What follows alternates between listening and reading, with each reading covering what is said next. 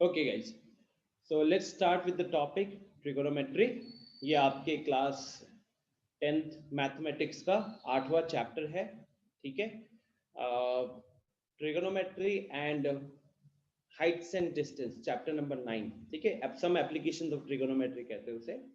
तो ये दोनों चैप्टर्स बहुत ज्यादा रिलेटेड है. सो अगर आपको ट्रिगोनोमेट्री समझ में आ गया, बेसिक ट्रिगोनोमेट्री समझ में आ गया, तो चैप्टर नंबर 9 में दिक्कत नहीं होगी. ठीक है. यहाँ पे इस चैप्टर के अंदर 4 एक्सरसाइजेस हैं, जिसमें से पहला 3 exercises 8.1, 8.2, 8.3 are very easy exercises. बहुत ज्यादा आसान एक्सरसाइजेस हैं. थोड़ा सा जो स्टूडेंट्स को दिक्कत होता है वो 8.4 में होता है. ठीक है. So let's start. First of all, what is trigonometry? आप लोगों ने अलजेब्रा सुना था, आप लोगों ने ज्योमेट्री सुना था, आप लोगों ने मेंसुरेशन सुना था. ये ट्रिगोनोमेट्री क्या है? So trigonometry from the Greek word, उसमें ट्रायंगल एंड मेजर. तो basically it's a branch of mathematics that studies the relationship involving lengths and angles of a triangle. तो किसी भी ट्रायंगल के जो एंगल्स होते हैं और उसी ट्रायंगल के जो साइड्स होते हैं, उनके बीच के रिलेशन की स्टडी को ही ट्रिगोनोमेट्री बोला जाता है. ठीक है. ट्रायंगल्स के साइड्स एंड एंगल्स के बीच में जो रिलेशनशिप है, उसी रिलेशनशिप की स्टडी को ट्रिगोनोमेट्री, वही स्टडी हम ट्रिगोनोमेट्री के अंदर करते हैं. उसके बाद सबसे पहले आपको यहाँ पे जो हम मेनली क्लास 10th लेवल पे अगर हम बात करें, तो 10th लेवल पे हम जितने भी ट्रिगोनोमेट्री की चीजें देखते हैं वो हम एक राइट एंगल ट्रायंगल के लिए देखते हैं. ठीक है. Right angle triangle. तो एक राइट एंगल ट्रायंगल क्या होता है? जैसे ये आपके सामने एक ट्रायंगल है, तो यहाँ पे एक एंगल 90 डिग्री होता है. जैसे इस केस में एंगल बी इज 90 डिग्री. तो if angle B is 90 degree, इसके अपोजिट में जो साइड होती है, द लॉन्गेस्ट साइड, उसको हम हाइपोटेन्यूज बोलते हैं. अब यहाँ पे आपको दो नए वर्ड्स सुनने को मिल रहे हैं. एक एडजेसेंट करके कुछ है और एक अपोजिट करके कुछ है. Right. So first of all, पहला पॉइंट क्या कह रहा है? In the triangle ABC, right angle at B. ये हमारा ट्रायंगल एबीसी हो गया, जहां पे बी पे 90 डिग्री बना हुआ है. BC is the side opposite to angle A, and AC is the hypotenuse, and AB is the side adjacent to angle A. तो गाइस यहाँ पे आप लोगों ने ऑलरेडी, आप में से कुछ लोगों के स्कूल में हो चुका है. ठीक है. आई थिंक ऑलमोस्ट सबको इतना आइडिया है, क्योंकि कुछ साइन थीटा, कुछ कॉस थीटा करके यहाँ पे चीजें होती है. राइट. तो वो थीटा जो है, सबसे पहले जो थीटा वर्ड है, थीटा इज,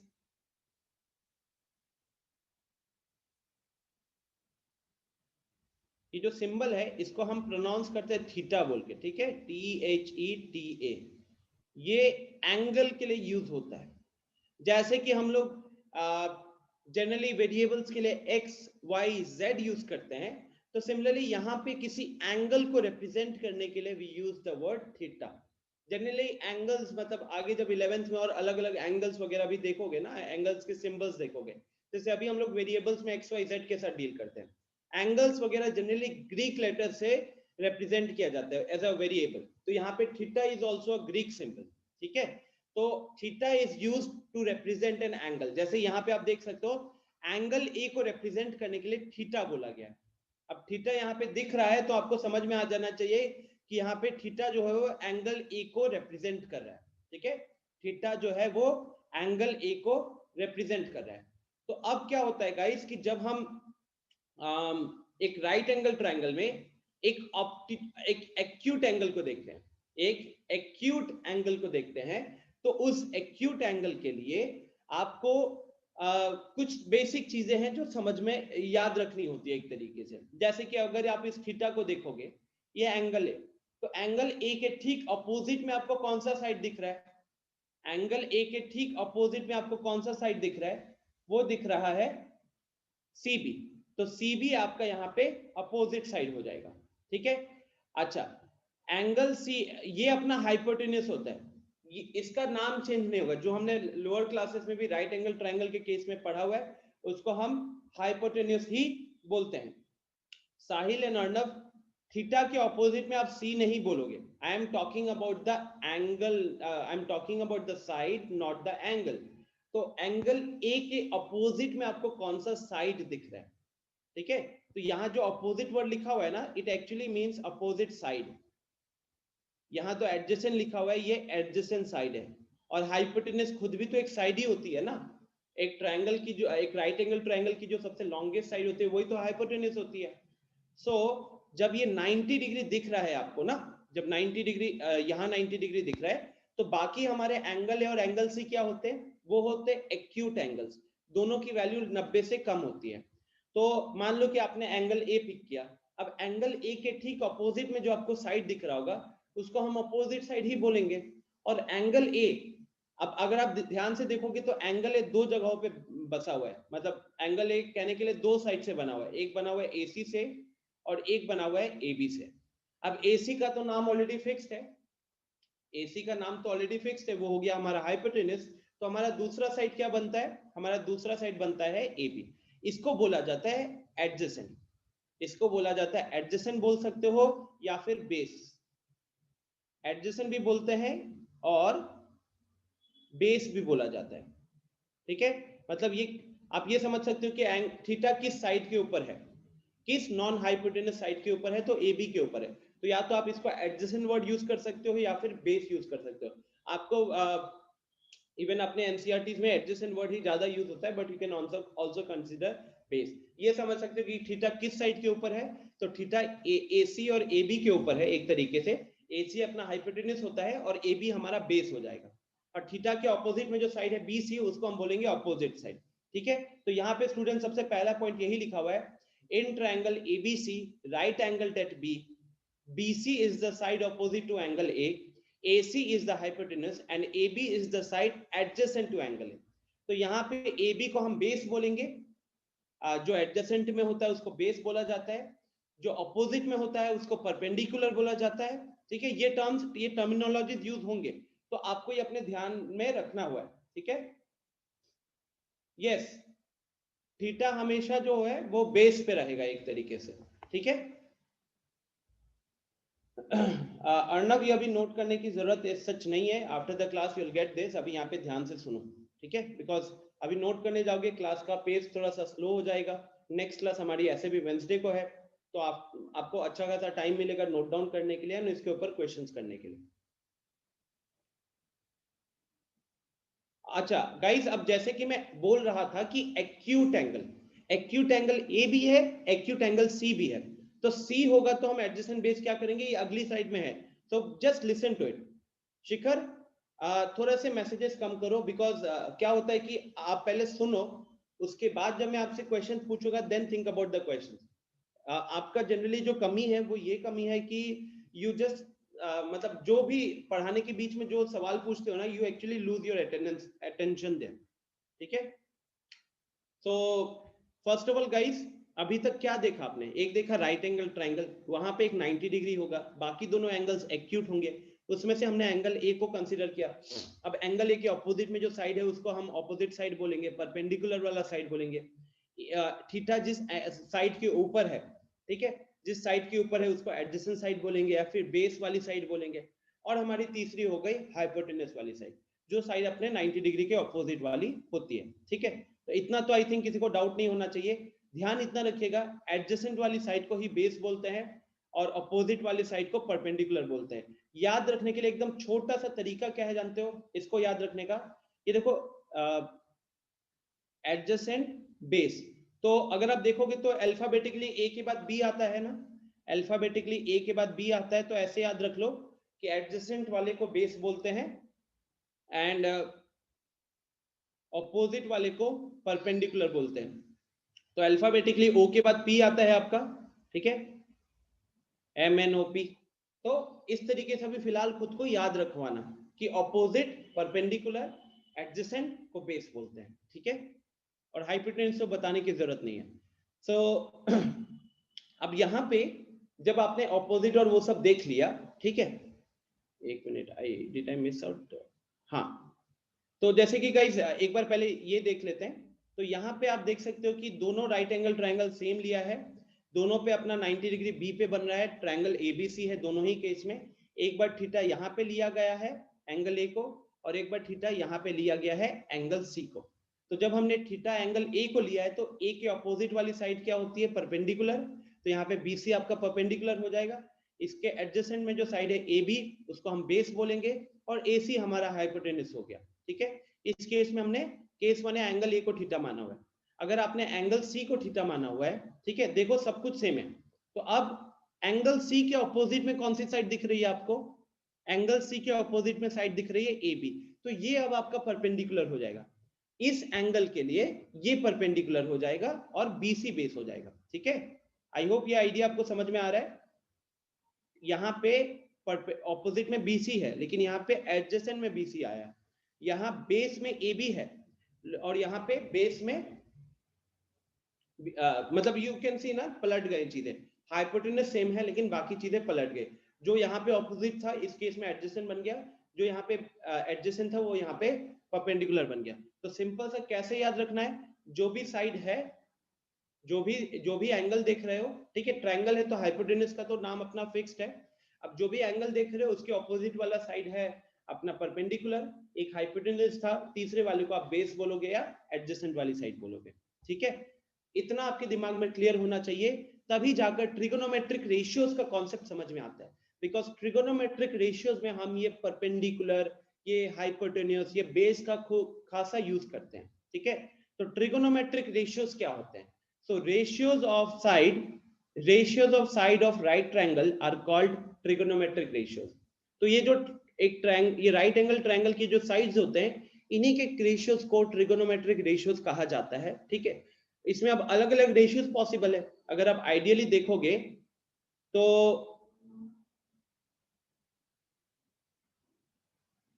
ठीक है, जैसे मान लीजिए कि एक राइट एंगल ट्रायंगल है और मैंने इसके साइड्स को यहाँ ए नाम दे दिया, यहाँ बी नाम दे दिया, यहाँ सी नाम दे दिया।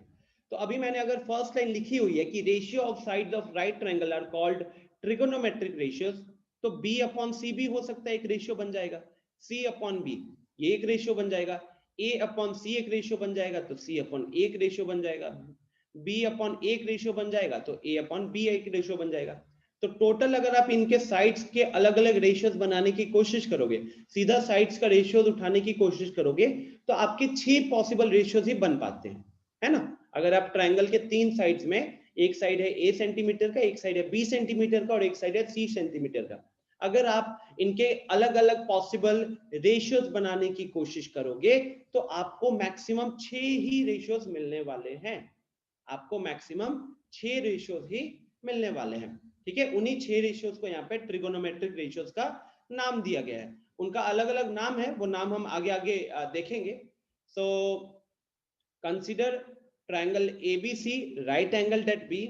These ratios are always defined with respect to acute angle A और angle C. तो जैसे कि एक कोई भी अगर आप एक राइट ट्रायंगल ABC को कंसीडर करते हो जहां पे 90 डिग्री B पे बना हुआ है, तो आप जितने भी ट्रिगोनोमेट्रिक रेशियोज की बात करोगे वो एंगल A और एंगल C के लिए बात करोगे। ठीक है, एंगल A और एंगल C के लिए बात करोगे। और सेकेंड पॉइंट में क्या लिखा हुआ है students, if one of the trigonometric ratios of an acute angle is known, अगर आपको जैसे 6 रेशियोज मैंने बोला है ना, अभी 6 रेशियोज के नाम आपको आगे पता चलेंगे, तो उन 6 रेशियोज में से किसी भी एक रेशियो का अगर आपको नाम पता है, वैल्यू पता है, ठीक है, तो आप बाकी 5 रेशियोज को इजीली आइडेंटिफाई कर सकते हो। ठीक है, अभी तक क्या पढ़े यहाँ पे ट्रिगोनोमेट्रिक रेशियोज में कि ट्रिगोनोमेट्रिक रेशियोज क्या होता है, तो एक ट्रायंगल के साइड्स का रेशियो, एक ट्रायंगल के किन्हीं भी 2 साइड्स के रेशियोज को कंसीडर करोगे तो वहां से एक ट्रिगोनोमेट्रिक रेशियो बनकर आएगा। अभी मैंने आपको दिखाया था कि ट्रिगोनोमेट्रिक रेशियोज कितने सारे बन सकते हैं, तो अलग अलग करके टोटल 6 रेशियोज बन सकते हैं। ठीक है, 6 रेशियोज बन सकते हैं, उनका नाम हम आगे देखेंगे। फिर सेकेंड पॉइंट में ये बोला गया है कि उन 6 में से अगर किसी भी एक रेशियो की वैल्यू अगर हमें पता होगी तो हम बाकी रेशियोज की वैल्यू को इजीली फाइंड आउट कर सकते हैं। ठीक है, third point, how to identify sides. तो साइड्स को कैसे आइडेंटिफाई करोगे?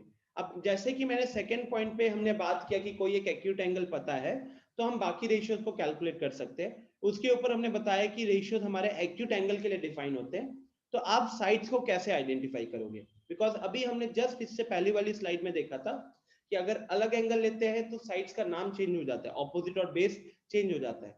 तो इसीलिए यहाँ पे क्या लिखा हुआ है, how to identify sides, identify the angle with respect to which the trigonometric ratios have to be calculated. पहले तो आप उस एंगल को पहचान लीजिए जिसके रेस्पेक्ट में आपको ट्रिगोनोमेट्रिक रेशियोज को कैलकुलेट करना है। मान लो आपको एंगल ए के रेस्पेक्ट में फाइंड आउट करना है या फिर आपको एंगल सी के रेस्पेक्ट में फाइंड आउट करना है, तो पहले आप उस एंगल को आइडेंटिफाई करोगे, बिकॉज हमारे जो साइड्स होते हैं, sides are always labelled with respect to the theta being consider. Because अभी हमने थोड़ी देर पहले भी देखा कि हमारे जो भी साइड्स होते हैं, बेस या परपेंडिकुलर, जो वर्ड यूज करते हैं, ये एंगल के अकॉर्डिंग चेंज हो जाते हैं, है ना, एंगल के अकॉर्डिंग चेंज हो जाते हैं। तो अभी तक हमने क्या चीजें देखी यहाँ पे, ट्रिगोनोमेट्रिक रेशियोज क्या होता है, तो ये एक ट्रायंगल के किन्हीं भी दो साइड्स के रेशियो को हम ट्रिगोनोमेट्रिक रेशियो कहते हैं। ये जनरली हम एक्यूट एंगल्स के लिए रिप्रेजेंट करते हैं। और अगर आपको इस 6 पॉसिबल रेशियोज हो सकते हैं, 6 पॉसिबल रेशियोज में से अगर किन्हीं भी एक रेशियो की वैल्यू पता है तो हम बाकी 5 रेशियोज की वैल्यू को कैलकुलेट कर सकते हैं। और इसमें सबसे इंपॉर्टेंट चीज होती है कि आप उस साइड्स को आइडेंटिफाई कैसे करोगे। तो वहां पे आपको पहले देखना होता है कि किस एंगल का रेशियो आप कैलकुलेट करने वाले हो। जिस एंगल का रेशियो आप कैलकुलेट करने वाले हो उसी के अकॉर्डिंग फिर बेस और परपेंडिकुलर बनता है, राइट। सो अब जैसे कि यहाँ पे हमने देखा था कि अगर हम एंगल ए को कंसीडर करते हैं तो ऑपोजिट ये हो जाएगा, बेस ये हो जाएगा। अगर इसको आप थीटा कंसीडर करते हो एंगल सी को, तो अब ए बी आपका परपेंडिकुलर हो जाएगा और बी सी आपका बेस हो जाएगा। यहां तो कोई डाउट है किसी को?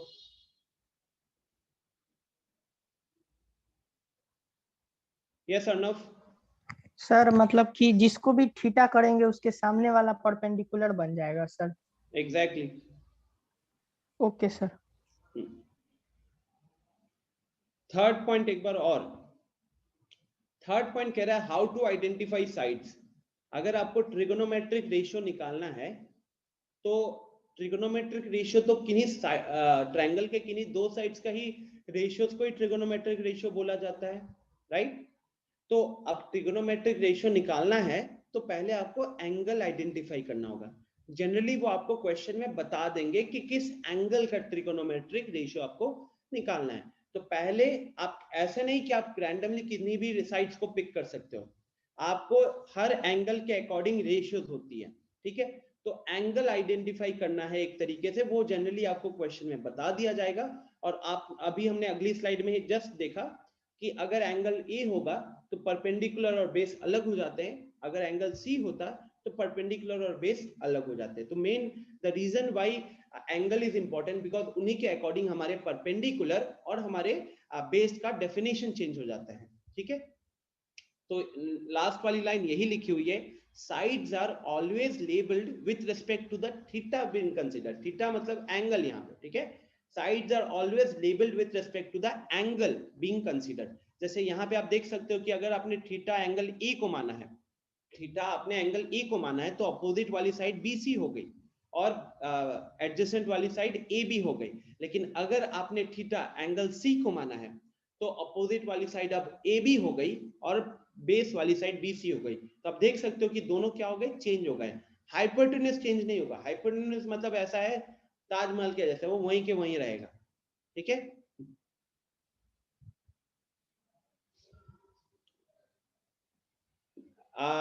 Not exactly Shikhar, right now देखो, theta is just a Greek symbol which is used as to represent angle। Theta एक ग्रीक सिंबल है जो कि एंगल को रिप्रेजेंट करने के लिए यूज किया जाता है। जैसे अपन अलजेब्रा वगैरह में जनरली वेरिएबल्स को एक्स वाई जेड मानते थे, तो यहां समझ जाओ कि एंगल्स को रिप्रेजेंट करने के लिए थीटा का नाम ले लिया जाता है। अब वो थीटा तो कोई भी हो सकता है, एंगल ए भी हो सकता है, एंगल बी भी हो सकता है, एंगल सी भी हो सकता है। अब क्योंकि जब एंगल बी की वैल्यू हमको ऑलरेडी पता है कि वो 90 डिग्री है, ऑलरेडी जो चीज पता है कि 90 डिग्री है, तो हम क्या उसको कोई एक वेरिएबल अलॉट करेंगे? ऑब्वियसली नहीं करेंगे ना, ऑब्वियसली नहीं करेंगे। एग्जैक्टली मिस्टी, ट्रिगोनोमेट्रिक रेशियोज हमें एक तरीके से relation between angle and length of side के बारे में बताता है। अर्णव कह रहा है कि सर तब तो थीटा का वैल्यू 45 होगा राइट एंगल ट्रायंगल के लिए। अर्णव कहीं पे लिखा है मैंने अभी तक कि एंगल ए और एंगल सी इक्वल है? क्या कहीं पे मैंने लिखा है कि एंगल ए और एंगल सी इक्वल है? No sir. फिर ये assumptions मत किया करो इट कैन ऑल्सो भी पॉसिबल कि आपका एंगल ए 10 डिग्री का है, एंगल सी 80 डिग्री का है, ये तक पॉसिबल है। एंगल ए 2 डिग्री का भी हो सकता है और वो 88 डिग्री का भी हो सकता है। ठीक है, तो यहां तक कोई डाउट है क्या स्टूडेंट्स? यहां तक कोई डाउट है अभी तक? क्या क्या चीज हमने देखी? अपोजिट्स एंड एडजेसेंट साइड्स यहाँ पे हम कैसे फिगर आउट करते हैं। फिर हमने पढ़ा ट्रिगोनोमेट्रिक रेशियोज का मतलब क्या है। हमने ये देखा कि यहाँ 6 रेशियोज होते हैं और रेशियोज कैलकुलेट करने के लिए कहीं ना कहीं एंगल और साइड्स का इन्वॉल्वमेंट होता है वहां पे। ठीक है,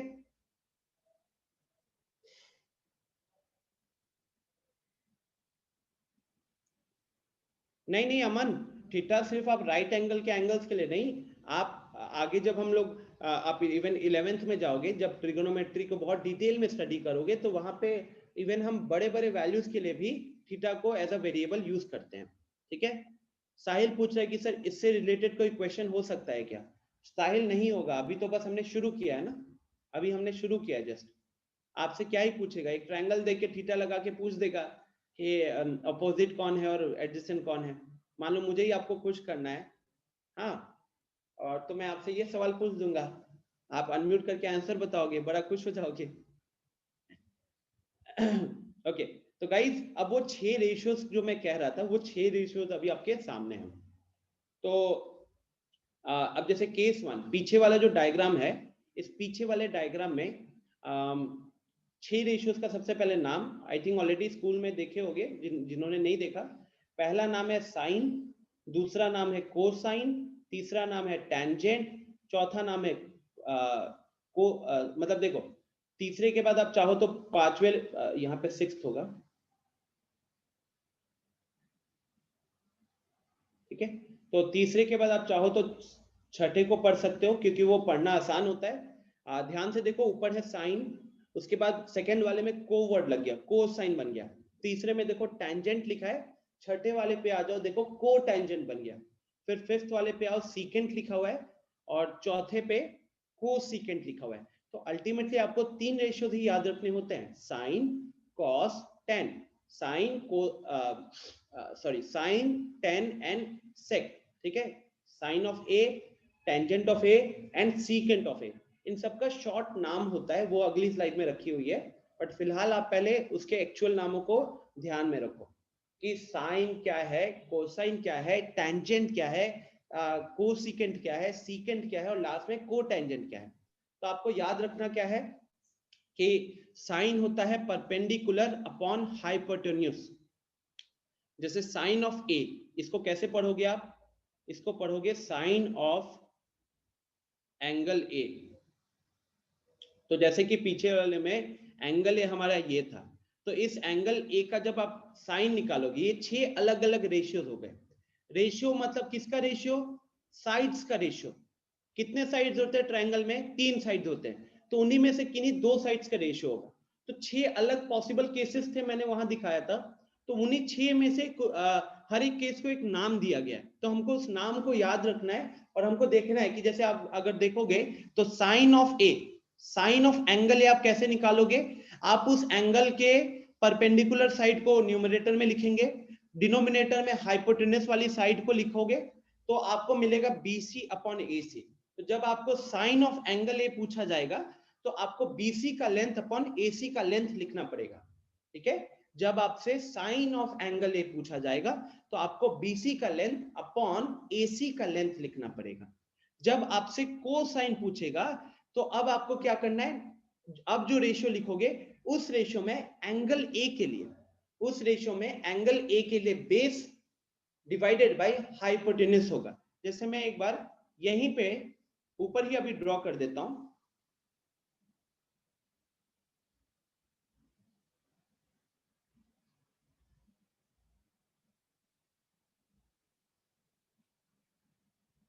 ठीक है, सो यहां पे अपना 90 डिग्री है बी पे, इसको अभी सी मान लीजिए, और इसको अभी आप ए मान लीजिए।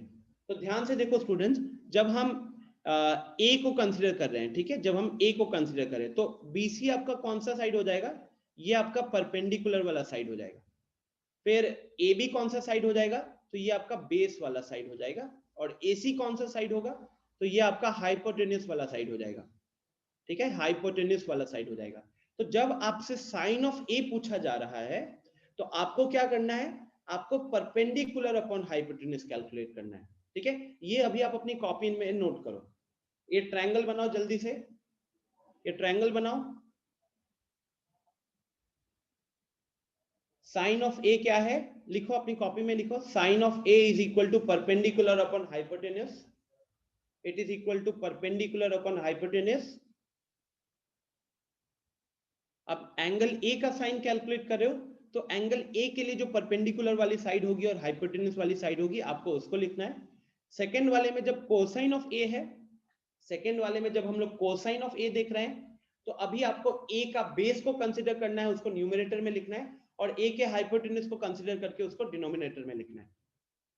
ठीक है, केस 2 नोट नहीं करना है स्टूडेंट्स, सिर्फ केस 1 नोट करना है, केस 2 अभी नोट नहीं करना है।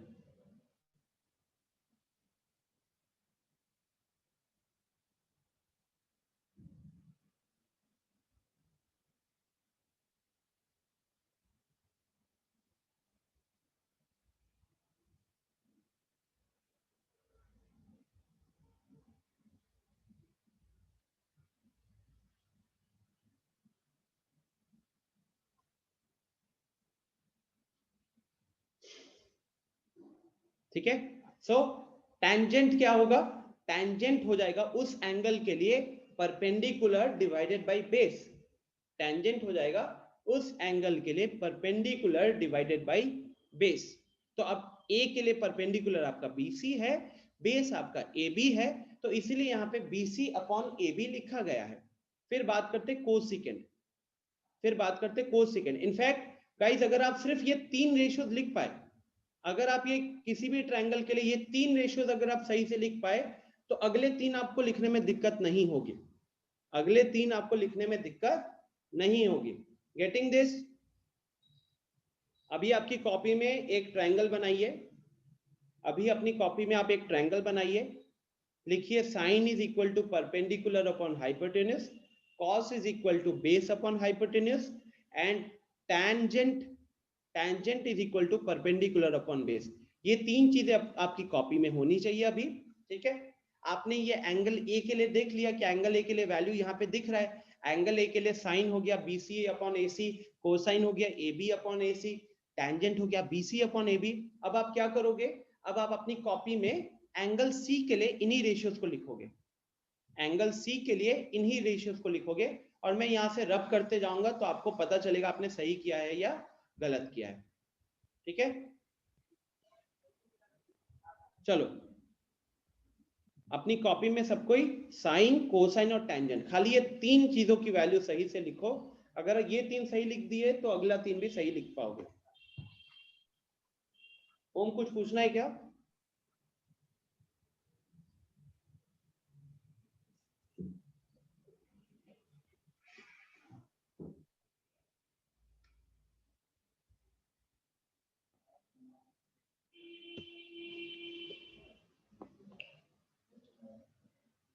और एकदम घबराना नहीं है, जितना मैं कह रहा हूं पहले उतना कीजिए। अभी क्लास खत्म नहीं हुई, अभी शुरू हुई है सिर्फ, तो आगे और भी चीजें है स्लाइड्स में, जो आपके और भी बहुत सारे क्वेश्चंस मन में आ रहे होंगे, उसका भी आंसर मिलेगा आपको। We are just following a proper order ताकि सबसे अच्छे तरीके से समझ में आए। ट्रिग्नोमेट्रिक रेशियोज किन्हीं भी 2 साइड्स का रेशियो है। अब एक ट्रायंगल के 3 साइड्स होते हैं, उनमें से किन्हीं भी 2 साइड्स की रेशियोज 6 तरीके से आप रेशियोज कैलकुलेट कर सकते हो, इसीलिए यहाँ पे 6 अलग अलग रेशियोज के नाम आ गए हैं, sine, cosine, tangent, cotangent, secant, cosecant. अभी आपको बोला गया है कि साइन का मतलब होता है परपेंडिकुलर अपॉन हाइपोटेन्यूज, तो अगर हम sine of angle A calculate कर रहे हैं तो आप उसमें रेशियो क्या करोगे, perpendicular for angle A, angle A के लिए जो परपेंडिकुलर वाली साइड होगी डिवाइडेड बाय हाइपोटेन्यूज। जब आपसे कोसाइन पूछा जाएगा एंगल ए का तो आपको एंगल ए के लिए जो बेस वाली साइड होगी डिवाइडेड बाय हाइपोटेन्यूज। अगर आपसे टेंजेंट पूछा जा रहा है एंगल ए का तो आप एक एंगल ए के लिए जो परपेंडिकुलर वाली साइड है उसको न्यूमरेटर में लिखिएगा और जो बेस वाली साइड है उसको डिनोमिनेटर में लिखिएगा। तो एंगल ए के लिए आपको ऑलरेडी ये सब दिख रहा है, BC by AC, A B by AC and BC by A B दिख रहा है। अब आपको सिर्फ अपनी कॉपी में क्या करना है, यही 3 रेशियोज लिखना है, खाली 3, साइन, कोसाइन और टेंजेंट, ये आपको लिखना है किसके लिए, एंगल सी के लिए। ठीक है, मैं रैंडमली कुछ लोगों का नाम पूछूंगा, वो मेरे को फिर बताएंगे वैल्यूज। कितने लोगों ने लिख लिया?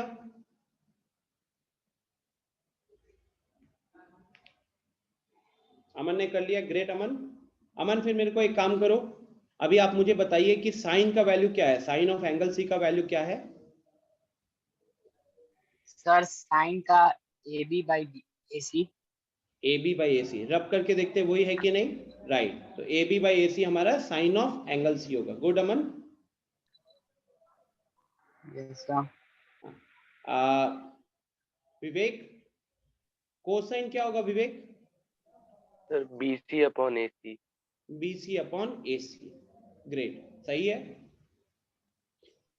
साहिल, टेंजेंट क्या होगा एंगल सी के लिए? टेंजेंट क्या होगा साहिल? AB by BC। AB by BC, perfect. ठीक है, चलिए तो आप लोग ये तीन लिखने तो सीख गए ना, आपने ये तीन तो लिख लिया है। आपने अगर ये तीन लिख लिया है तो आपको घबराने की जरूरत नहीं है, बाकी तीन को कैसे लिखना है ये मैं अगले स्लाइड में कवर करवाता हूँ। आई थिंक वैसे इतना तो आपने ऑब्जर्व कर लिया होगा कि साइन को जब उल्टा करोगे, साइन में क्या है, परपेंडिकुलर बाय हाइपोटेनस, और कोसिकेंट में क्या है, हाइपोटेनस बाय परपेंडिकुलर। तो छोटा सा चीज आई थिंक जो सब ऑब्जर्व कर पा रहे हैं कि साइन को पलट दिया तो कोसिकेंट आया है, साइन को पलट दिया तो कोसिकेंट आया है। उसके बाद कोसाइन को देखोगे तो वो है बेस अपॉन हाइपोटेनस, तो बेस अपॉन हाइपोटेनस को पलट दिया तो हाइपोटेनस अपॉन बेस बनेगा, और वो सीकेंट वही होता है, सीकेंट वही होता है। एंड थर्ड, टेंजेंट में हमने देखा है परपेंडिकुलर अपॉन बेस, तो टेंजेंट परपेंडिकुलर बाय बेस का रेशियो है। अगर आपने रेशियो पलट दिया तो बेस अपॉन परपेंडिकुलर को क्या बोलते हैं, बेस अपॉन परपेंडिकुलर को बोलते हैं कोटेंजेंट।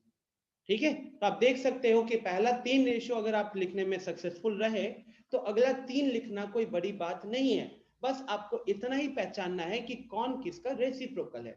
तो जैसे साइन का रेसिप्रोकल कोसिकेंट है, कोसाइन का रेसिप्रोकल सीकेंट है, एंड टेंजेंट का रेसिप्रोकल कोटेंजेंट है। हैंड रेज हुआ है, यस अर्णव। सर मतलब यही तीन को याद रख लेंगे तो बाकी का तीन बन जाएगा। एग्जैक्टली, यही तीन याद रखने से अगला तीन आराम से लिखा जा सकता है। बस ध्यान इसी चीज पे रखनी होती है कि कंफ्यूजन ना हो। जैसे कि क्या होता है कि आप स्टार्टिंग है ना, तो लोग कभी भूल जाते हैं कि साइन होता है परपेंडिकुलर बाय हाइपोटेनस या कॉस होता है परपेंडिकुलर बाय हाइपोटेनस। तो उसके लिए भी आगे एक स्लाइड मैंने रखी हुई है, एक छोटा सा कहानी है जो सब याद रखते हैं, मैंने भी उस टाइम पे यही याद रखा था। तो ठीक है, चलिए तो अभी आगे बढ़ते हैं। तो जो चीज हमने वहां पे ऑब्जर्व की थी वही है कि साइन, अब वो मैं साइन कॉस बार बार निकल रहा था ना, टैन निकल रहा था, तो अब्रिविएशन यूज कर रहा था, अब्रिविएशन शॉर्टकट। ठीक है, व्हाट्सएप यूनिवर्सिटी में तो आप लोग शॉर्टकट खूब लगाते ही होंगे, तो वही वाला शॉर्टकट। तो जैसे साइन है, एस, साइन जब बोलते हैं ना तो उसका पूरा नाम में आता है SINE, शॉर्ट में उसको SIN लिखा जाता है, सिन। ठीक है, अब उसके आगे को लगा दिया तो कोसाइन बन गया, और उसका शॉर्टकट है कॉस। ठीक है, टेंजेंट, उसका शॉर्टकट है टैन। को टेंजेंट, चौथा रेशियो को टेंजेंट, उसका शॉर्टकट है कॉट। मतलब कहीं ना कहीं आप नोटिस करो कि हम उस नाम के पहले तीन लेटर्स को लिख रहे थे। सीकेंट, पांचवा रेशियो, इसके पहले तीन लेटर्स को यूज करोगे तो सेकेंड नहीं लिखा हुआ है। ठीक है, और लास्ट में कोसिकेंट। अब अगर आप कोसिकेंट के पहले तीन लेटर्स को उठाते, जैसे हमने पहले 5 रेशियोज में किया हुआ है, तो वो फिर से कॉस बन जाता ना, और देखो कोसाइन का भी कॉस है, तो इसीलिए उस कंफ्यूजन को खत्म करने के लिए इसके 5 लेटर्स को लिया गया है। ठीक है ना, इसके 5 लेटर्स को लिया गया है, राइट। सो अब आपने ये साइड में एरोज देख सकते हो, ये ब्लू कलर वाला एरो जो है वो बता रहा है कि कौन किसका रेसिप्रोकल है। तो साइन, जैसे ये एरो दिख रही है, तो इस एरो के मुताबिक साइन का रेसिप्रोकल आपको कहां पे मिलेगा, साइन का रेसिप्रोकल आपको मिलेगा कोसिकेंट।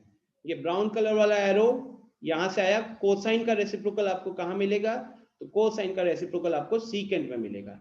और ये ब्लैक कलर वाला एरो टेंजेंट का रेसिप्रोकल आपको कहां मिलेगा, तो टेंजेंट का रेसिप्रोकल आपको कोटेंजेंट में मिलेगा। ठीक है, तो ये आपको धीरे धीरे याद हो जाएगा। अभी फिलहाल पिछले स्लाइड में हमने पूरा नाम देखा था ट्रिगोनोमेट्रिक रेशियोज का, अब इसका शॉर्टकट भी देख लिया है, राइट? ऐसे भी शॉर्टकट ही यूज करना चाहते हैं आज के लोग सब कोई, तो इसको याद रखिएगा, थोड़ा प्रैक्टिस के साथ याद हो जाएगा, ऐसे नहीं याद रहने वाला, ठीक है? फिर नीचे एक छोटा सा इंपॉर्टेंट नोट लिखा हुआ है, since the hypotenuse is the longest side in a right angle triangle. I think इसमें किसी को डाउट नहीं है that hypotenuse is the longest side in a right angle triangle. तो साइन, अगर आप ध्यान से देखो तो sine theta is perpendicular upon hypotenuse, तो डिनोमिनेटर आपका हमेशा बड़ा होने वाला है वहां पे न्यूमरेटर से। सिमिलरली कोसाइन के डिनोमिनेटर को देखोगे तो वहां भी हाइपोटेन्यूज है। तो अगर एक ऐसा रेशियो जिसका डिनोमिनेटर आपके न्यूमरेटर से हमेशा बड़ा होगा, तो वहां पे वैल्यू क्या निकल कर आएगी? वहां पे वैल्यू हमेशा लेस देन 1 निकल कर आएगी उस रेशियो के, ठीक है? तो यहाँ पे यही चीज अभी फिलहाल लिखा हुआ है कि साइन की वैल्यू और कॉस की वैल्यू हमेशा लेस देन 1 रहती है जनरली, ठीक है?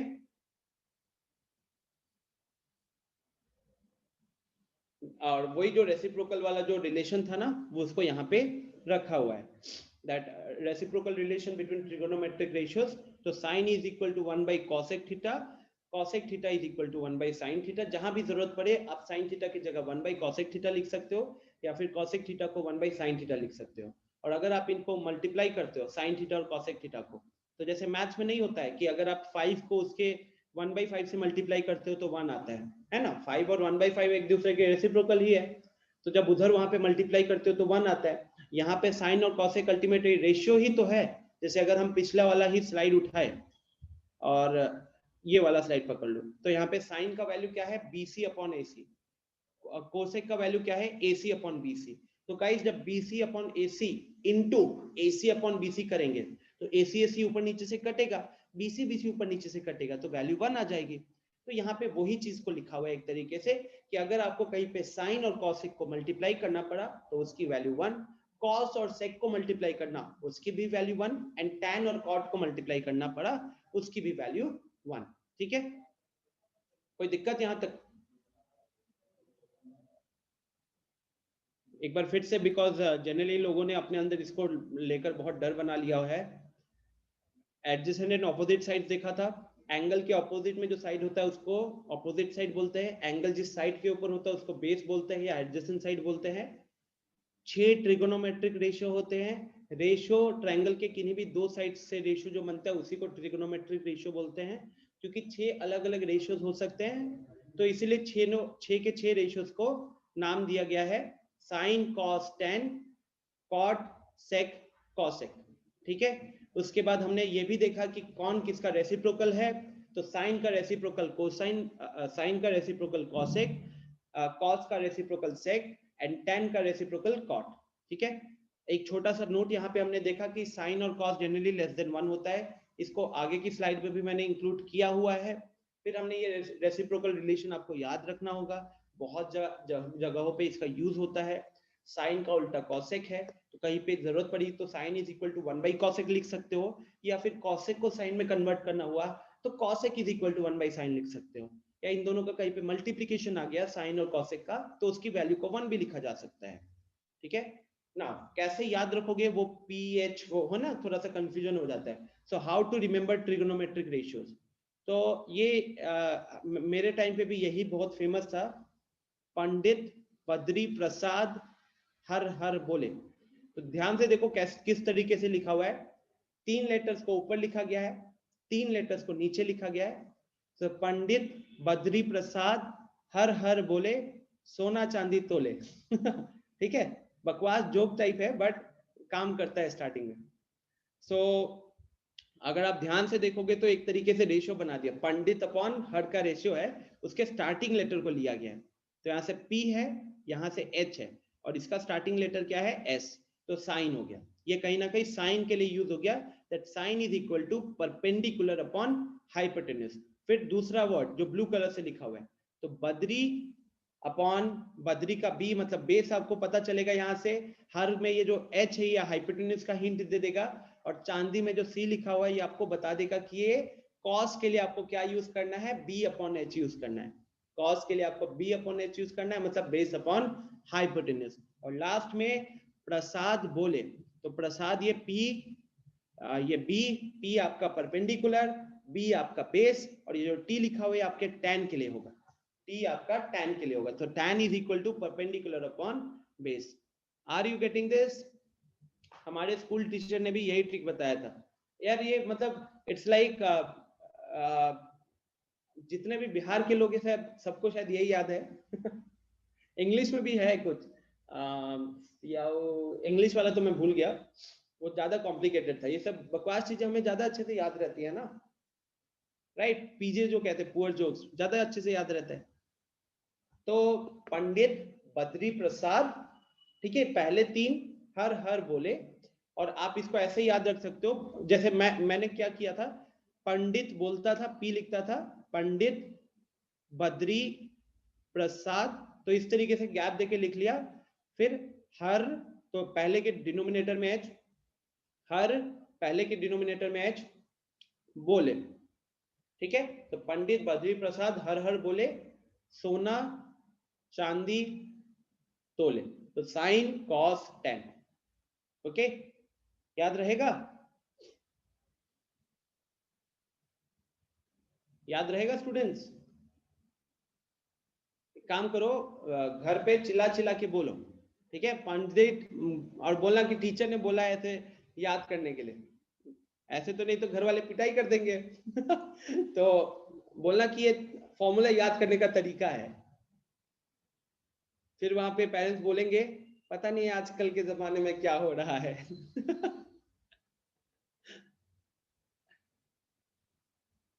गेटिंग दिस ना स्टूडेंट्स? ठीक है, थोड़ा सा प्रैक्टिस कीजिएगा, सुर में लगाइएगा, है ना? बाथरूम सिंगिंग तो सभी करते हैं, तो वहां पे पंडित बद्री प्रसाद हर हर बोले, साइन होगा perpendicular upon hypotenuse. Okay okay, चलो, तो यू फॉलो दिस। स्टार्टिंग में जरूरी पड़ता है, मतलब you get confuse because it's all about the letters ना, P upon H, B upon H, P upon B। तो स्टार्टिंग में to get rid of confusion it's better कि इस तरीके की चीजें यूज कर लो। अच्छा, फिर ये लोग देखो चैट में आ गए इन लोग के रिलेशन। फिर पापा बोलेंगे पट से हेडशॉट। कोई नहीं, केवलर वगैरह पहनो थोड़ा सा। एग्जैक्टली गाइस, यहाँ पे कहीं ना कहीं ये जो इस रिलेशन में हम लोग साइन कॉस टेन को निकालते हैं, हमको याद रखना पड़ेगा कि टैन का रिवर्स कॉट होता है, सेक का रिवर्स कॉस होता है, एंड कोसेक का रिवर्स साइन होता है। ये आपको याद रखना पड़ेगा। दिस रिलेशन, ये जो लैंग्वेज है, ये जो स्टेटमेंट है, ये हम पहले 3 रेशियोज के लिए निकालते हैं। अगला 3 आपको पता होना चाहिए कि साइन को उल्टा करोगे तो कॉसेक मिलेगा, कॉस को उल्टा करोगे तो सेक मिलेगा, और टैन को उल्टा करोगे तो कॉट मिलेगा। कोई दिक्कत यहां तक? Can I move forward? Are you getting this? एक बार यस या नो पे क्लिक कर दो।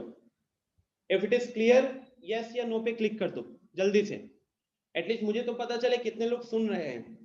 या तो यस पे क्लिक करेंगे या नो पे क्लिक करेंगे, और जो दोनों पे क्लिक नहीं किया वो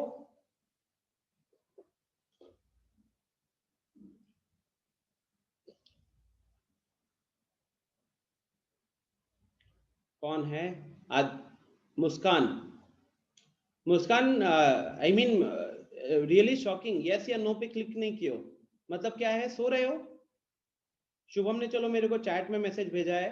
तनिष्क, व्हाट हैपेंड? आया समझ में या नहीं आया?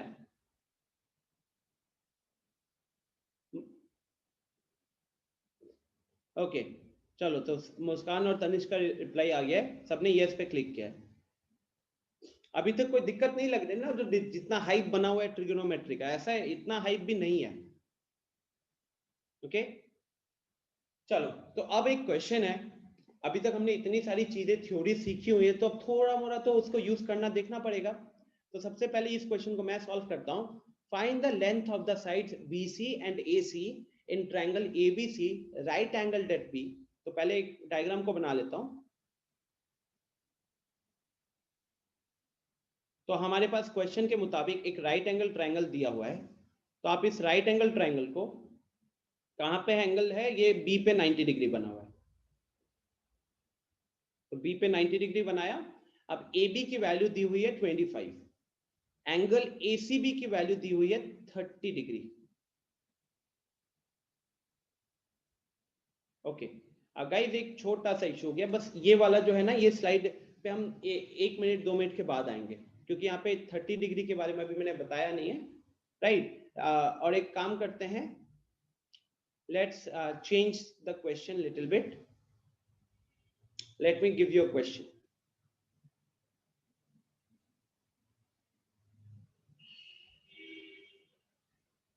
कोई दिक्कत वाली बात नहीं है।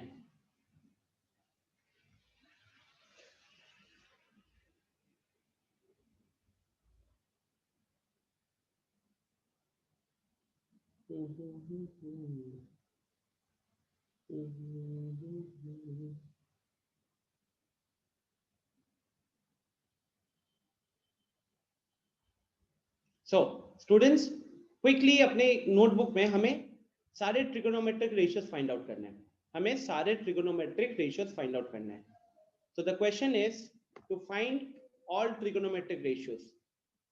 Find all trigonometric ratios को T डैश लगा के ratios भी लिखते हैं, ठीक है। तो इसको समझ जाना कि trigonometric ratios की बात हो रही है। मैंने आपको एक राइट एंगल ट्रायंगल दे दिया है, B पे 90 डिग्री है, AB का वैल्यू 3 है, BC का वैल्यू 4 है, 3 सेंटीमीटर 4 सेंटीमीटर मानना है, मान लो। अब आपको 6 के 6 साइड्स निकालना है, 6 के 6 ट्रिगोनोमेट्रिक रेशियोज निकालने हैं। अब आपको पता है कि बहुत सारे ट्रिगोनोमेट्रिक रेशियोज में हाइपोटेन्यूज आता है, तो यहाँ पे हाइपोटेन्यूज निकालने के लिए आपको सबसे पहले क्या करना पड़ेगा, पाइथागोरस थ्योरम लगाना पड़ेगा, है ना। तो सबसे पहले यहाँ पे क्या लिखोगे, first of all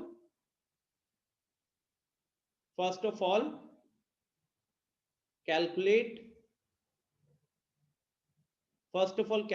the hypotenuse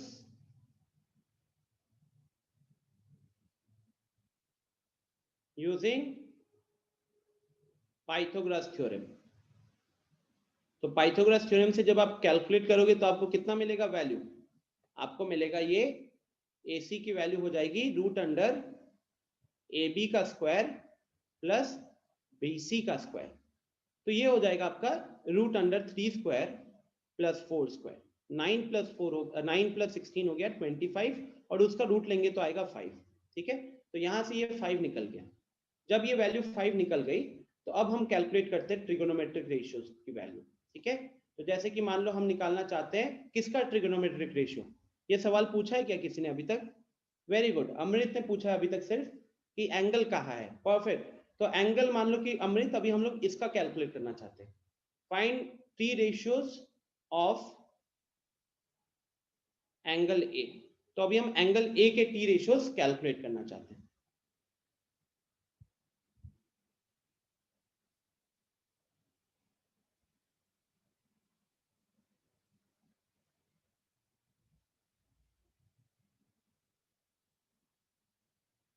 Shubham Aditya unmute करना।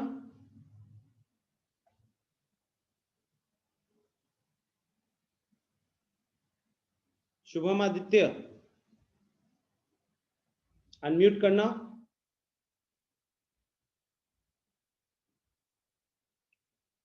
ठीक है अखिलेश, आप दोनों का निकाल दो, अच्छी बात है, वो थोड़ा सा फ्लो रहेगा। शुभम आदित्य 2 बार आपसे पूछ चुका हूं, अनम्यूट कर रहे हो? आई डोंट थिंक सो ना। चलो मैं आपको रिमूव कर देता हूं, फिर रिमूव।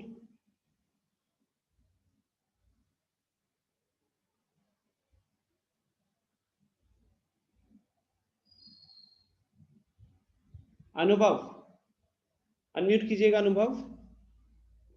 Yes sir. अनुभव मुझे बताओ, यहाँ पे इस राइट एंगल ट्रायंगल के लिए साइन ए का वैल्यू कितना हो जाएगा? सर 4/3। 4/3। साइन क्या लिखा हुआ था कॉपी में थोड़ी देर पहले जब नोट करने दिया था? Sir BC/AB। BC/AB परपेंडिकुलर, और उसके टर्म्स में क्या बात हुआ था कि सर जो भी हम लोग एंगल कंसीडर करेंगे उसके मतलब अपोजिट वाला सर हम लोग हाइट लेंगे, और एडजेसेंट साइन का जब मैंने यहाँ पे आपको ये नोट करने दिया था ना, यहाँ पे, हाँ यहाँ पे नोट करने दिया था और एंगल C का वैल्यू निकालने दिया था, तो आपने वहां पे साइन किन दो साइड्स, किन दो परपेंडिकुलर बेस हाइपोटेन्यूज, इसमें से किन दो का रेशियो होता है? सर साइन में हाँ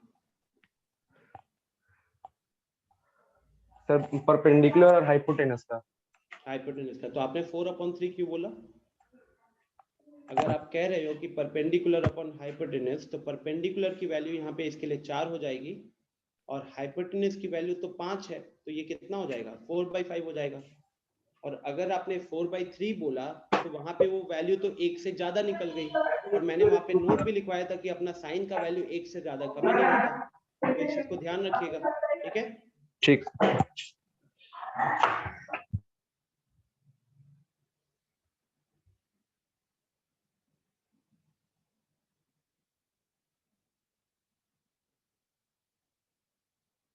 शानवी कॉस, कॉस की वैल्यू बताइए। कॉस से हम कितना लिखेंगे यहाँ पे? Sir base by hypotenuse. Base by hypotenuse कितना हो जाएगा उस हिसाब से फिर? तो 3/5। 3/5। परफेक्ट। Thank you. शिखर 10।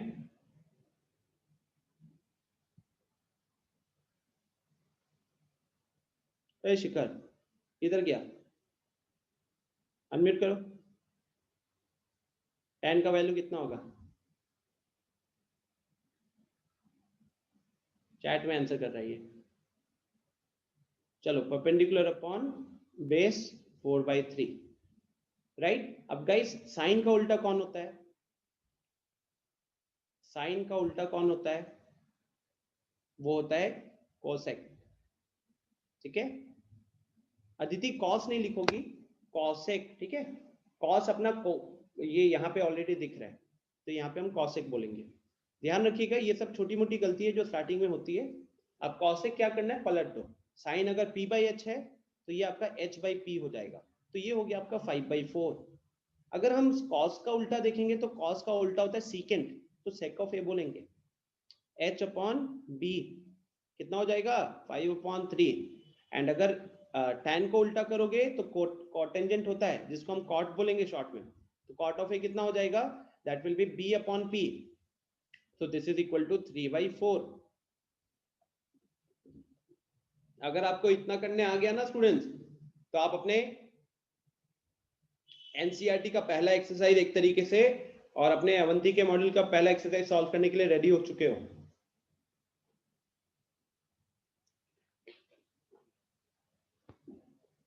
जो अपना पहला एक्सरसाइज है वो सिर्फ और सिर्फ इसी के बेसिस पे है, सिर्फ और सिर्फ इसी के बेसिस पे है। ठीक है, अच्छा, कोई दिक्कत यहां तक?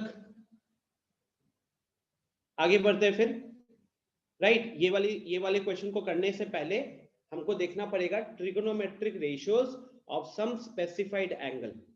कुछ पर्टिकुलर एंगल्स होती है जिनके ट्रिगोनोमेट्रिक रेशियोज को अब आपको याद रखना पड़ेगा। उसके ऊपर हमारे अगले 2 एक्सरसाइजेस कहीं ना कहीं बेस्ड है। ठीक है, सो कौन से एंगल्स याद रखने हैं? 0 degree, 30 degree, 45 degree, 60 degree and 90 degree. अब आपके दिमाग में सबसे बड़ा सवाल आना चाहिए कि वो जो थीटा की वैल्यू जब सर आप कह रहे थे,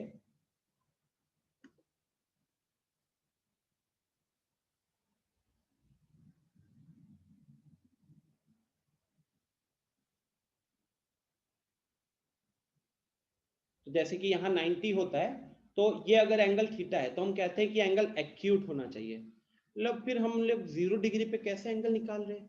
0 डिग्री पे हम ट्रिगोनोमेट्रिक रेशियो कैसे निकाल रहे हैं? और अगर एक ट्रायंगल का कोई एंगल अगर 0 डिग्री हो गया, अगर एक ट्रायंगल का कोई एंगल 0 डिग्री हो गया तो ट्रायंगल कैसे बना? और सिमिलरली अगर हम 90 डिग्री पे रेशियो निकाल रहे हैं, अगर अपना एंगल ए भी 90 डिग्री हो गया और एंगल बी तो पहले से ही 90 था, इसका मतलब एंगल सी का वैल्यू 0 हो जाएगा, तो फिर से ट्रायंगल कैसे बनेगा?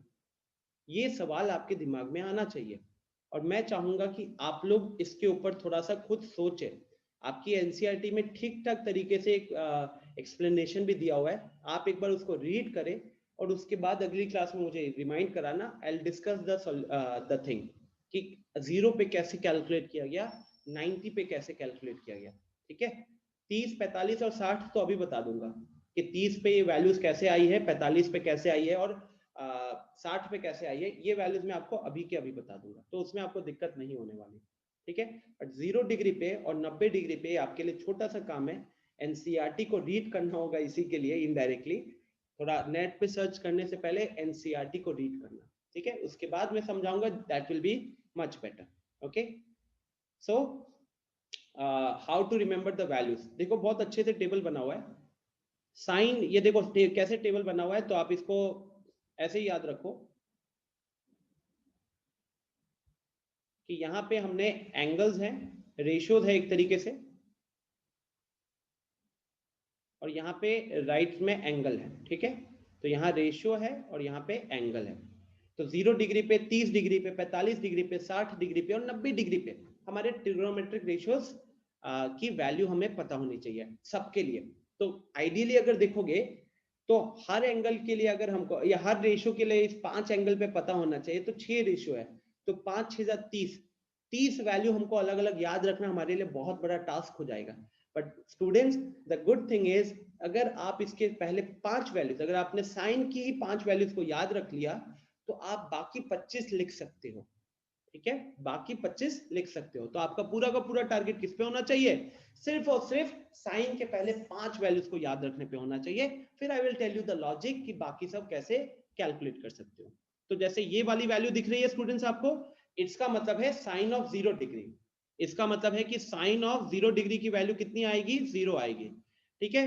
फिर अगला क्या है, साइन 30 की वैल्यू कितनी आएगी, 1/2 आएगी। इसका ऐसा मतलब हुआ साइन 45 की वैल्यू कितनी होगी, 1/√2 होगी। साइन 60 की वैल्यू कितनी होगी, √3/2 होगी, एंड सो ऑन। तो आपको कैसे याद रखना है, आई थिंक सबसे पहले देखो कि साइन का सबसे पहला 0 डिग्री पे 0 है और 90 डिग्री पे वैल्यू 1 है। 0 डिग्री पे 0 है और 90 डिग्री पे वैल्यू 1 है, ये तो आसानी से याद रहेगा।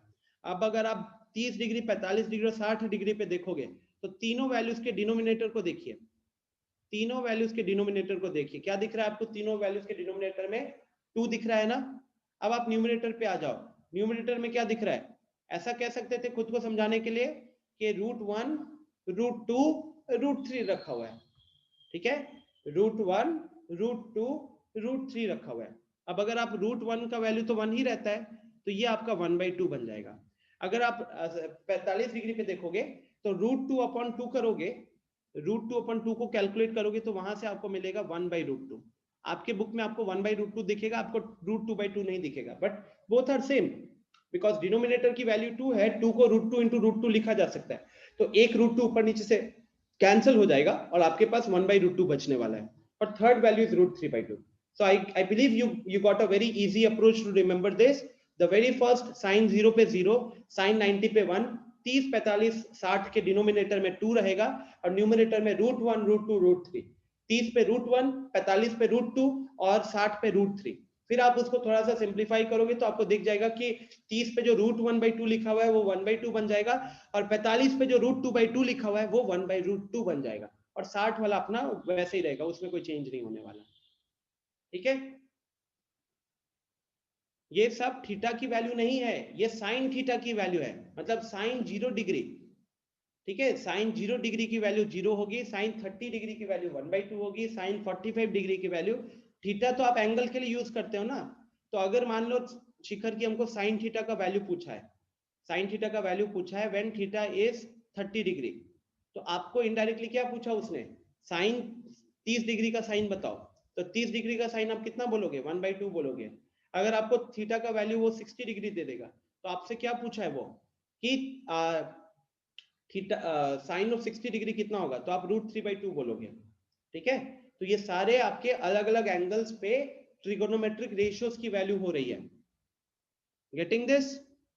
सो अब गाइस, साइन अगर आप इस ऑर्डर में याद रख लिए, तो कॉस में क्या होता है, कॉस में हम सीधा पलट देते हैं, कॉस में हम सीधा पलट देते हैं। जैसे अगर आप देखोगे तो जो साइन में अगर एकदम आखिरी में दिख रहा था ना, वो देखो अभी कॉस में एकदम पहले आ जाएगा, ठीक है। उसके बाद आप देखो साइन में जो सेकंड पोजीशन पे था, साइन में जो सेकंड पोजीशन पे था, वो देखो साइन में जो सेकंड लास्ट पोजीशन में था वो अब यहां आ गया है, ठीक है। फिर ये देख सकते हो कि ये इधर है, फिर इसको देखो तो ये इधर आ गया और ये लास्ट में 0। ठीक है, तो सिंपल सा क्या तरीके से याद रखना है कि साइन को पलट दिया तो कॉस के 5 वैल्यूज आ जाएंगे। साइन के 5 वैल्यूज को रिवर्स ऑर्डर में लिखोगे तो कॉस के 5 वैल्यूज आपको निकल कर आ जाएंगे। तो साइन की पहली वैल्यू अगर 0 थी तो कॉस की आखिरी वैल्यू 0 हो जाएगी। साइन में सेकंड वैल्यू अगर 1/2 था तो कॉस का सेकंड लास्ट वैल्यू 1/2 बन जाएगा। साइन और कॉस तीनों 45 डिग्री पे सेम होता है, तो इसलिए 1/√2 1/√2। फिर साइन 60 डिग्री की वैल्यू कॉस 30 डिग्री के बराबर और साइन 90 डिग्री की वैल्यू कॉस 0 डिग्री के बराबर। Getting this? ठीक है, तो आपको ये ऑर्डर याद रखना है। पहले मैंने आपको ऑर्डर किस चीज का याद रखने दिया है? पहले मैंने ऑर्डर आपको याद रखने दिया है साइन की वैल्यूज को कैसे याद रखोगे, तो डिनोमिनेटर को देखने के लिए बताया। फिर आपको साइन को पलटोगे तो आपको कॉस मिल जाएगा, साइन को पलटोगे तो आपको कॉस मिल जाएगा। ठीक है, फिर साइन और कॉस का रेशियो टैन क्या होता है? टैन अभी तक हमने डिस्कस नहीं किया था वैसे, बट टैन होता है sine divided by cos. Tan होता है साइन डिवाइडेड बाई कॉस। अगर आपको मैं पीछे वाले रेशियो पे ले जाऊं तो जैसे आप यहां देख सकते हो स्टूडेंट, साइन थीटा क्या है? Perpendicular upon hypotenuse. Sine theta है perpendicular upon hypotenuse. Cos theta है बेस अपॉन हाइपोटेन्यूज। दोनों के डिनोमिनेटर में हाइपोटेन्यूज है। तो अगर आप sine theta divided by cos theta करते हो, sine theta divided by cos theta करते हो तो आपको मिलता है P by B, perpendicular upon base. और ध्यान से देखो परपेंडिकुलर बाई बेस कहां पे दिख रहा है? वो दिख रहा है टैंजेंट में, वो दिख रहा है टैंजेंट में। तो ये क्या बन जाएगा? ये बन जाएगा टैन थीटा। ओके, तो एक छोटी सी चीज और आपने यहाँ पे सीखी, वो क्या कि sine theta is P by H, cos theta is B by H। और जब आप sine theta upon cos theta करते हो तो आपको P बाई B मिलता है, जो कि टैन थीटा की वैल्यू होती है।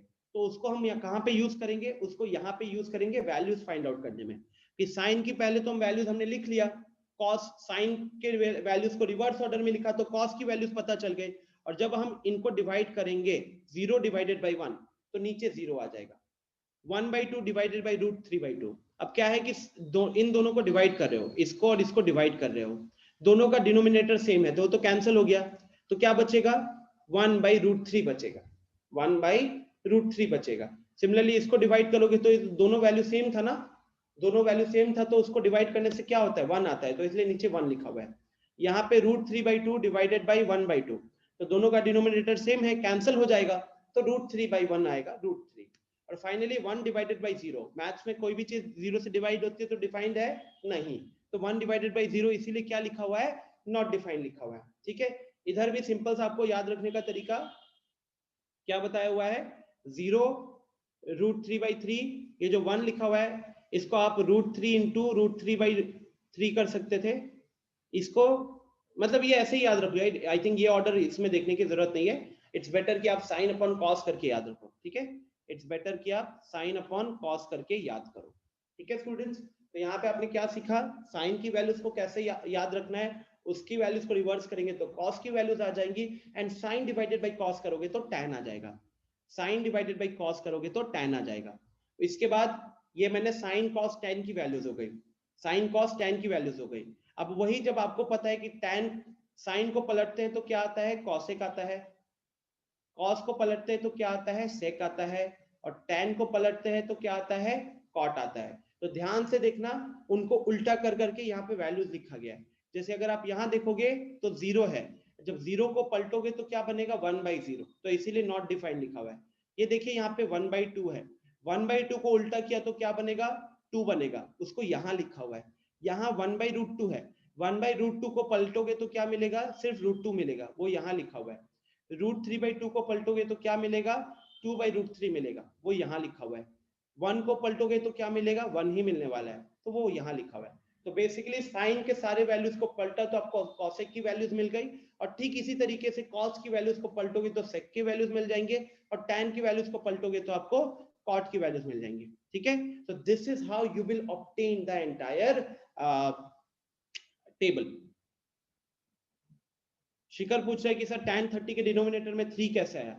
शिखर √3/3 का वैल्यू 1/√3 के बराबर ही होगा ना, राइट? तो दोनों एक ही चीज है। Getting this students? अच्छा, अब इस टेबल पे अगर आप एक छोटा सा ऑब्जर्वेशन करोगे, टेबल पे अगर आप एक छोटा सा ऑब्जर्वेशन करोगे तो साइन की जो वैल्यू है तो देखो 0 थी पहले, फिर 1/2 बनी, फिर 1/√2 बनी, फिर √3/2 हुई और 1 हुई। तो ये धीरे धीरे करके वैल्यू बढ़ रही थी। तो यहाँ पे हेडलाइन क्या है? Variation of trigonometric ratios from 0 degree to 90 degree. जब आप 0 डिग्री से 90 डिग्री पे जा रहे हो तो ट्रिगोनोमेट्रिक रेशियोज में किस तरीके से चेंज आ रहा है। तो जब आप 0 से 90 जा रहे हो, मतलब 0 से फिर 30 पे आए, फिर 45 पे आए, फिर 60 पे गए, फिर 90 पे गए, तो साइन थीटा धीरे धीरे बढ़ता है। Sine theta increases from 0 to 1, क्योंकि साइन 0 की वैल्यू 0 है और साइन 90 की वैल्यू 1 है, तो धीरे धीरे 0 से 1 की तरफ साइन का वैल्यू बनता है। कॉस के केस में क्या होता है? तो कॉस के केस में 1 से 0 की तरफ बनता है। टैन के केस में क्या होता है? तो 0 से इन्फिनिटी, मतलब धीरे धीरे जैसे आप एंगल बढ़ाते हो ना, बहुत बड़ा बड़ा वैल्यू लेने लग जाता है। कॉसेक की वैल्यू क्या होती है? तो कॉसेक की वैल्यू होती है, घटती है। साइन की वैल्यू अगर बढ़ती है आगे जाने से, तो कॉसेक तो उसका उल्टा है, तो इसलिए कॉसेक के केस में क्या होगा? वैल्यू घट रही है इन्फिनिटी से 1 की तरफ। सेक के केस में क्या है? जैसे कॉस में आगे बढ़ते हैं तो डिक्रीज होती है वैल्यू, तो सेक में वैल्यू इंक्रीज कर रही है। और फाइनली ये कहीं ना कहीं आपको ओलंपियाड में थोड़ी सी जरूरत पड़ेगी। और फाइनली टैन आगे बढ़ते बढ़ते टैन इंक्रीज करता है, तो उसको पलटने से हमारे मतलब कॉट की वैल्यूज एंगल इंक्रीज करने से डिक्रीज कर रहे हैं। ये सिर्फ अभी 0 से 90 डिग्री के लिए, उससे आगे की हम बात नहीं कर रहे हैं। ठीक है, तो ये बस एक छोटी सी चीज है जो आपको कहीं ना कहीं याद रखना होता है अपने उसमें। तो finally let's quickly come to this question now. ठीक है, इस क्वेश्चन को कवर करते हैं। Find the length of the sides BC and AC in triangle ABC। इस ट्रायंगल ABC में हमको बाकी दो साइड्स निकालना है। हमको AB का वैल्यू 25 सेंटीमीटर दिया हुआ है और हमको एंगल ACB का वैल्यू 30 डिग्री दिया हुआ है। तो गाइस अब हम क्या करेंगे, जो हमने स्टार्टिंग में पढ़ा था कि ट्रिग्नोमेट्री क्या होता है, तो वो एक ट्रायंगल के साइड्स और एंगल्स को रिलेट करता है। उसी रिलेशन को यूज करके, ट्रिग्नोमेट्रिक रेशियोज को यूज करके, और अभी जो हमने एंगल्स की वैल्यू सीखी है उसी को यूज करके क्वेश्चन सॉल्व होगा। जैसे कि आपको पता चल गया कि ये 30 डिग्री है। अब मान लीजिए कि आप कैलकुलेट करना चाहते हो, क्या आप कैलकुलेट करना चाहते हो साइन। ठीक है, तो साइन 30 डिग्री की वैल्यू कितनी होगी? साइन 30 डिग्री ऐसे भी क्या होता है? Perpendicular upon hypotenuse. तो यहाँ पे परपेंडिकुलर क्या हो जाएगा? यहाँ पे परपेंडिकुलर हो जाएगा AB और हाइपोटेन्यूज क्या हो जाएगा? AC। अब अगर आप ध्यान से देखोगे तो हमने कहीं ना कहीं क्या लिखा? हमने लिखा है sine 30 degree is equal to AB upon AC लिखा है। तो अगर आप इस इक्वेशन में ऑब्जर्व करते हो तो इस ऑब्जर्वेशन में हमें साइन 30 की वैल्यू पता है, हमें AB की वैल्यू पता है, तो इस इक्वेशन में एक ही अननोन है विच इज AC, जिसकी वैल्यू अभी हम इजीली फाइंड आउट कर सकते हैं। साइन 30 की वैल्यू कितनी होती है? 1/2 होती है। AB की वैल्यू कितनी है? वो क्वेश्चन ने दिया हुआ है 25, ये अपॉन AC। तो जब आप यहाँ पे क्रॉस मल्टीप्लाई करोगे तो AC की वैल्यू कितनी आ जाएगी? 25 × 2 50। तो यहाँ से ये निकल कर आ गया 50 सेंटीमीटर का। अब हमको कैलकुलेट करना है क्या? हमें कैलकुलेट करना है अब कहीं ना कहीं हमको ये वैल्यू मिल गया 50। अब हमको कैलकुलेट करना था AC। अब AC कैलकुलेट करना है तो आप दोबारा ट्रिगोनोमेट्रिक रेशियो यूज कर सकते हो, या चाहो तो पाइथागोरस थ्योरम भी यूज कर सकते हो, क्योंकि ये 25 से ये 50 है तो आप पाइथागोरस थ्योरम लगाकर तीसरा साइड तो निकाल लेते हो। अभी चलो हम लोग ट्रिगोनोमेट्रिक रेशियो ही लगा लेते हैं। क्वेश्चन में लिखा भी है ना, यूजिंग ट्रिगोनोमेट्रिक रेशियोज। तो अब जैसे साइन 30 डिग्री का वैल्यू हमने यूज किया था, तो अब आप चाहो तो cos 30 यूज कर लो, tan 30 यूज कर लो, जो भी आपका मन चाहे। तो लेट्स से हम tan 30 यूज कर लेते हैं। तो tan 30 डिग्री कितना हो जाएगा? tan 30 डिग्री के लिए परपेंडिकुलर हो जाएगा AB और बेस हो जाएगा BC। सॉरी, अगर हम tan यूज करते हैं स्टूडेंट्स तो परपेंडिकुलर अपॉन बेस आएगा, हाइपोटेन्यूज नहीं निकाल पाएंगे। तो हमको वो वाले रेशियो के बारे में सोचना है जहां से हम हाइपोटेन्यूज को कैलकुलेट कर पाए, है ना। लॉजिकली हमको क्या करना चाहिए? हमको वो वाला रेशियो यूज करना चाहिए जहां पे हाइपोटेन्यूज आएगा। तो साइन और कॉट नहीं पिक करेंगे, अब हम यूज कर सकते हैं। अच्छा, I did a small mistake, 50 यहाँ नहीं आया ना स्टूडेंट, 50 यहाँ पे आया है, 50 यहाँ पे आया है। So now we are going to use yes we can use now tan। हम tan 30 डिग्री लगा सकते हैं। tan 30 डिग्री कितना हो जाएगा? AB upon BC। तो AB की वैल्यू कितनी है? AB की वैल्यू है 25। BC की वैल्यू हमको कैलकुलेट करनी है, वो अननोन है। और tan 30 डिग्री की वैल्यू टेबल से देखिएगा 1/√3 निकलेगा। तो फाइनली यहाँ से क्रॉस मल्टीप्लाई करते हैं अगर हम, तो BC की वैल्यू कितनी निकल कर आएगी, वो निकल कर आएगी 25√3। तो 25√3 हमारा यहाँ पे आंसर हो जाएगा।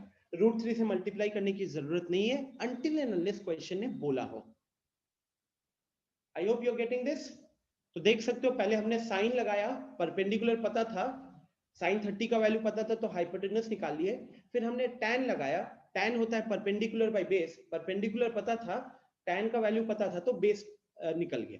ठीक है, तो this is how the study of trigonometry helps us in calculating the length of the other sides, अगर एक भी साइड पता हो और एक एंगल पता हो। ठीक है, I hope this question is now clear to everyone. Exactly. आप चाहो, देखो चाहो तो 30 डिग्री दिया है तो आप एंगल ए को 60 डिग्री निकाल कर भी उस पे भी रेशियोज लगा सकते हो। अंकित पूछ रहा है कि सर tan के जगह पे cot का यूज कर सकते हैं, बिल्कुल कर सकते हो। ऐसा कहीं भी नहीं लिखा है कि हमको खाली sin और tan यूज करना है। 6 रेशियोज है हमारे पास, आप उन 6 में से कोई भी यूज कर सकते हो। जैसे मैंने sin निकाला है, आप cosec लगा सकते थे, sin sec लगा सकते थे, cos, कोई भी आप घर पे ट्राई करो, अलग अलग रेशियो से ट्राई करो, you will ultimately get the same answer. ठीक है, you will ultimately get the same answer. मान लो कि आपने यूज किया cos, यूज किया, cos होता है बेस बाय हाइपोटेनस, तो अभी अगर स्टार्टिंग में cos पकड़ोगे तो ना ही बेस पता होगा ना ही हाइपोटेनस पता होगा, तो cos से शुरुआत नहीं करेंगे, शुरुआत या तो साइन से करोगे या cosec से करोगे, क्योंकि cosec साइन का उल्टा होता है। तो साइन या cosec पकड़ोगे तो बेस और परपेंडिकुलर और हाइपोटेनस आता है, परपेंडिकुलर पता है तो हाइपोटेनस निकल जाएगा। tan या cot यूज करोगे तो परपेंडिकुलर बाय बेस होता है, परपेंडिकुलर पता है ऑलरेडी तो बेस वहां से निकल जाएगा। ठीक है,